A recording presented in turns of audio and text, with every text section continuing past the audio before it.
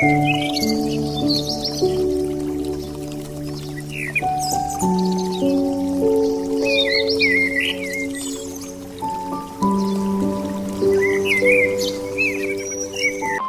আলাইকুম, সবাইকে ওয়েলকাম করছি আর একটি নতুন ব্লগ দেখার জন্য।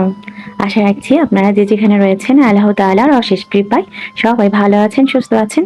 আলহামদুলিল্লাহ, আমরাও ভালো আছি। একদমই সাদা মাটা আমার জীবনযাত্রা, তারই আওতায় ঘেরা আজকের এই ব্লগটি। আশা রাখছি ভালো লাগবে। প্রতিদিনের করে যাওয়া প্রতিটা কাজ আমার কাছে বেশ আনন্দের। তো তারই আনন্দের ধারাবাহিকতায় গাছে পানি দেওয়াটাও কিন্তু আমার সেই আনন্দের মধ্যেই পড়ে। আজকে দুপুর বেলায় আলু টমেটো দিয়ে ইলিশ মাছ রান্না করছি।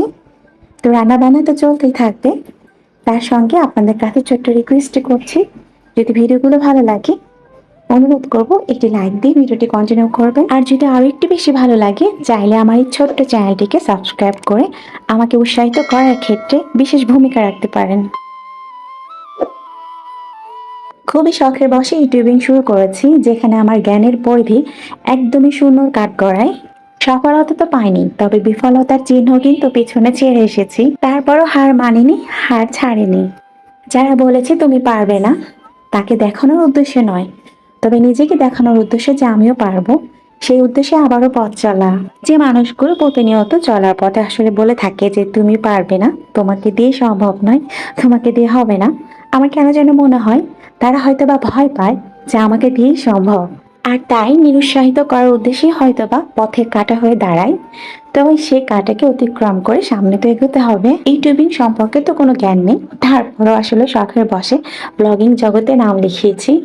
যেখানে নামটা হয়তোবা একদমই শেষে পড়ে রয়েছে, তাতে কি হয়েছে, নাম তো লিখেছি। এই পথে হাঁটতে গিয়ে যারা সফলতার উচ্চ শিখরে পৌঁছে গিয়েছেন, তাদের প্রত্যেকের যাত্রা যে সহজ ছিল তা কিন্তু নয়। সবারই নিজস্ব একটি গল্প রয়েছে, যেখানে আপনার দুঃখ, কষ্ট, ব্যর্থতা, সফলতা সবকিছুর সমন্বয়ে তার গল্পটি তৈরি হয়েছে। তাই প্রত্যেকের প্রতিটা গল্প, প্রতিটা জার্নি কিন্তু আমার কাছে অনেক বেশি শ্রদ্ধার। ঠিক যেমনটা কারো কাছ দেখে অনেক বেশি ইন্সপায়ার হই, কারোর সঙ্গে বেশ ভাবে ইমোশন জড়িয়ে যায়, আবার কাউকে দেখে নিজের মাঝে সাহস সঞ্চার করছি যে নিজেও কিছু করতে পারবো। ঠিক যেমনটা মাম হীরা আপুর কথা না বললেই নয়। ক্যামেরার সামনে এসে কাজ করব এরকম সাহস বা দুঃসাহস কোনোটাই আমার নেই। ক্যামেরার সামনে না এসে নিজেকে প্রেজেন্ট সাংসারিক ঘরের কাজকর্ম দিয়েও যে করা যায়, এমনটা ধারণা কিন্তু আমার মাম হীরা আপুর ভিডিওগুলো দেখে নিজের মাঝে ধারণ হয়েছে। তার ধারণা সঙ্গে আমার চেষ্টা, সবকিছু মিলেই কিন্তু এই যে ছোট্ট চ্যানেলটিতে কাজ করছি।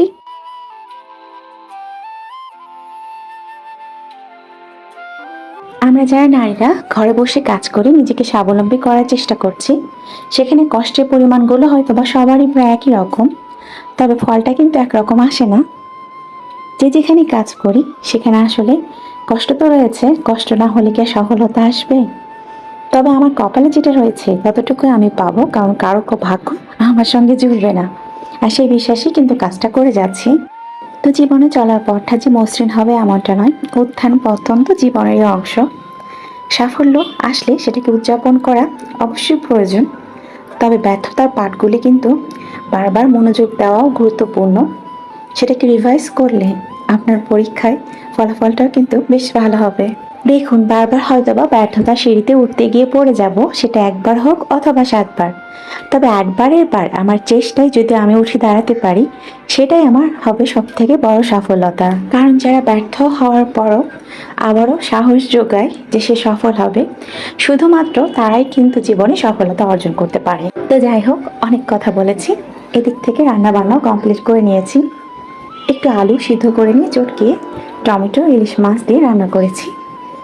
আজকের মতো ভিডিওটি এখানে শেষ করছি। সবাই ভালো থাকবেন, সুস্থ থাকবেন।